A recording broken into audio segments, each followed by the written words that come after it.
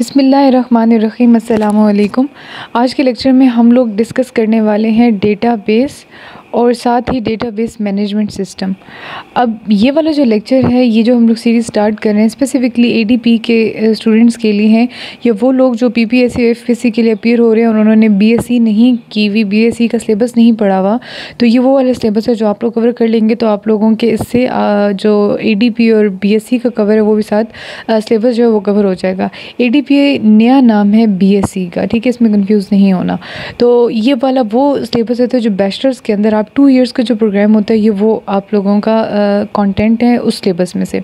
अब जो database management system है उसके जब अंदर हम बात करते हैं, बातें वही हैं जो हम लोग ऑलरेडी डेटाबेस के बारे में पढ़ चुके हैं, लेकिन इसके अंदर जब फर्दर आगे से हम लोग बात करते हैं तो इसके अंदर वो चीज़ें आ जाती हैं जो हम लोग नॉर्मली बैचलर्स के अंदर जो 4 ईयर का प्रोग्राम होता है उसके अंदर नहीं पढ़ते, जिसके अंदर डेटाबेस कंट्रोल्स आ जाते हैं और इसके अंदर फिर कंट्रोल्स के फर्दर जो उसके सिंटेक्स वगैरह होते हैं वो आ जाते हैं, ठीक है।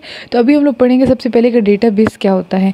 डेटाबेस को पढ़ने से पहले आप लोगों को ये पता होना चाहिए कि व्हाट इज़ डेटा और डेटा को किस तरीके से हम लोग यूज़ करते हैं और किस लिए वो हमारे लिए यूज़फुल होता है। अब इतनी सी बात समझने वाली है। सबसे एक बेसिक सी एग्जांपल है कि अगर हम डेटा की बात करते हैं तो जो कॉलेज, फॉर इंस्टेंस अगर हम कॉलेज की बात करते हैं, कॉलेज की एग्जांपल लें या आप लोग यूनिवर्सिटी की एग्जांपल ले लें, तो जब हम लोग एडमिशन लेते हैं किसी भी कॉलेज या किसी भी यूनिवर्सिटी में तो हम लोग एक फॉर्म फिल करते हैं। अब जो फॉर्म होता है वो बेसिकली किस पर्पज़ के लिए यूज़ हो रहा होता है, वो हमारा डेटा लेने के लिए यूज़ हो रहा था, ठीक है। एक डेटा गैदरिंग का प्रोसेस है। जब हम लोग थ्योरेटिकल पढ़ते हैं तो उसके अंदर भी जब डेटा गैदरिंग का प्रोसेसेस पढ़ते हैं तो फॉर्म उसके अंदर से एक प्रोसेस है जिसके अंदर से हम लोग डेटा यूज़र से गैदर कर सकते हैं। अब होगा क्या कि जब हम लोग फॉर्म फिल करेंगे तो उससे हमारे पास क्या आ जाएगा, डेटा। जब हम इस डेटा को मैनेज करेंगे, या अब ये कह लेंगे जब हम इस डेटा को स्टोर करेंगे, ऐसा स्टोर करेंगे कि दोबारा से रिट्रीव भी कर सकें। That is very important. ये बात समझें कि जब हम डेटा को स्टोर करते हैं, हम डेटा स्टोर इस वजह से नहीं करते कि हम लोग कभी भी उसको रिट्रीव ना कर सकें। अब जो रिट्रीव का मतलब है वो ये है, लेट्स सपोज आप लोगों ने कोई खाना बनाया, सालन बनाया है, आप लोग समझे आप लोगों ने कोई सा भी ये सालन बनाया और उसको आपने स्टोर कर लिया, फ्रिज के अंदर ही स्टोर करेंगे। तो अगर आप वो सालन कभी भी दोबारा रिट्रीव ना कर सकें तो आपने पुअर स्टोरेज किए।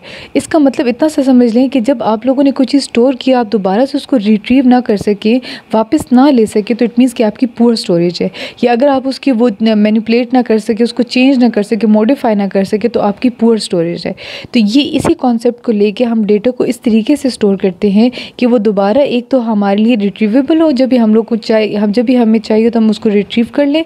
प्लस हम लोग ये कहते हैं कि उसको इस तरीके से स्टोर करना है कि वो हमारे लिए ईजीली मैनेजेबल हो, या हम लोग ये कर लें इस तरीके से समझ लें कि ईजीली हम लोग उसको मैनिपुलेट कर सकें अपनी आसानी के लिए या अपनी ज़रूरत के मुताबिक, ठीक है। तो ये वाला जो कॉन्सेप्ट है, ये वाले जो सारी चीज़ मैंने आपको बताई, इससे हमारे पास क्या कलेक्ट हो जाएगा, एक डेटा कलेक्ट हो जाएगा। अब हम बात करते हैं नेक्स्ट डेटा। तो हमारे पास कलेक्ट हो गया। डेटा कलेक्ट होने के बाद जो हमारे पास नेक्स्ट स्टेप होता है दैट इज़ डेटाबेस। अब जो डेटाबेस होती है, डेटाबेस के अंदर हम लोग बेसिकली करते क्या है, ज़्यादातर जो हम लोग करते हैं, हम लोग वो बात करेंगे जो आगे हम लोगों के काम आएगी, जो सब्जेक्ट के अंदर भी है। डेटाबेस के अंदर बेसिकली क्या होता है, इस डेटा को हम लोग कर लेते हैं ऑर्गेनाइज। अब ऑर्गेनाइज करने का क्या मतलब है कि हम लोग, अगर मैं कहूँ कि कॉलेज का डेटा, बहुत सारे लोगों ने फॉर्म फिल किया, मेरे पास डेटा आ गया। अब जब मैं कॉलेज के डेटा को ऑर्गेनाइज़ करूँगी तो मैं ये कहूँगी कि किस स्टूडेंट को कौन सा रोल नंबर मिला, पहली बात, उस स्टूडेंट के रोल नंबर के कॉरेस्पॉन्डिंग को उसका नाम क्या है, और साथ उसकी एज क्या है, और साथ जो उसने एड्रेस मुझे उस फॉर्म पे लिख के दिया वो क्या है। मैं सारा कुछ इसके अंदर क्या कर दूँगी, स्टोर कर लूँगी। अब अगर आप देखें तो वो जो डेटा एक फॉर्म की शक्ल में मुझे मिल रहा था, अगर फॉर इंस्टेंस 100 एडमिशन हुए तो पहले मेरे पास इस तरीके से स्कैटर्ड डेटा पड़ा हुआ था।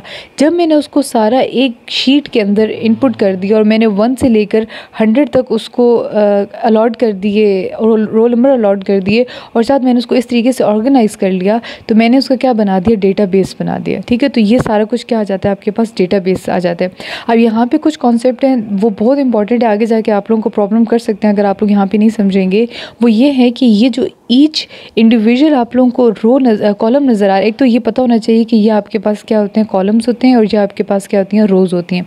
अब जो कॉलम्स के जो नाम यहाँ पे लिखे हुए हैं, these names are called fields and these rows are called records,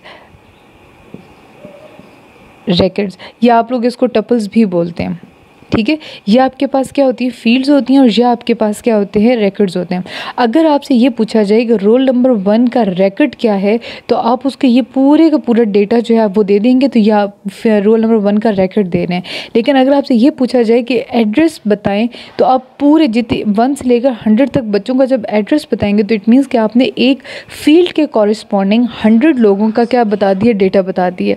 ठीक है, तो ये आप लोगों के पास क्या हो जाएगी, फील्ड और रिकॉर्ड आ जाएगा। ये चीज़ इस वजह से इंपॉर्टेंट है कि फर्दर आगे जाके हम लोगों ने जब डिस्कस करना है, तो इन्हीं चीज़ों को हम लोगों ने यूज़ करना है, इसके अंदर मैनिपुलेशन करनी है, इसी के अंदर हमने मॉडिफिकेशन करनी है। तो वहाँ जाके आप लोगों को प्रॉब्लम होगा अगर आप लोगों को रिकॉर्ड का और फील्ड का ना पता हो। ठीक है जी, तो आगे चलते हैं। और एक बात यहाँ पे मैं और भी ऐड कर दूँ कि अभी मैंने आपसे बात की थी कि हम लोग डेटा को स्टोर करते हैं, और डेटा अगर वो डेटा अच्छा है कि जब हम उसको चेंज कर सकें, हम लोग उसको मैनिपुलेट मॉडिफाई कर सकें, या उसको रिट्रीव आसानी से कर सकें। अब डेटा को ऑर्गेनाइज ही नहीं करना था, सिर्फ हमने डेटा को इस तरीके से मैनेज करना है कि जब भी हम चाहें हम लोग इसके अंदर से डेटा रिट्रीव कर सकें, मॉडिफाई कर सकें, या उसको अपनी मर्ज़ी से जो भी करना चाहें उसको हम चेंज कर सकें। फॉर इंस्टेंस अगर हमारे पास एक और फॉर्म आ जाता है, तो इट मीन्स कि हम लोगों ने डेटा क्या करना है, यहाँ पे एक न्यू एंटर करवाना है। 101 रोल नंबर एंटर करवाने के लिए उतना ही आसान हो जितना हम लोगों ने पहले 100 एंटर किए हैं। साथ ही साथ अगर हम लोगों को कोई बच्चा छोड़ जाता है फॉर इंस्टेंस, तो उसका रोल नंबर डिलीट करने के बाद दोबारा से टेबल या दोबारा से डेटा बेस उतना ही ऑर्गेनाइज हो जितना उससे पहले होगा। या अगर कोई बच्चा अपना एड्रेस चेंज करवाना चाहते हैं, तो उसकी मॉडिफिकेशन के बाद भी ये वाला जो डेटाबेस है वो वैसा ही हो जैसे पहले ऑर्गेनाइज था। ठीक है जी। अच्छा, ये आपके पास हो जाता है डेटाबेस। उसके बाद आ जाती है आपके पास एक बात जो बहुत कंफ्यूज हो जाते हैं स्टूडेंट्स अक्सर डेटाबेस मैनेजमेंट सिस्टम के अंदर और डेटाबेस के अंदर। देखिए, जब डेटा को हम लोग ऑर्गेनाइज करते हैं दैट इज़ डेटाबेस। जब हम लोग डेटाबेस को मैनेज करते हैं using some software that is database management system.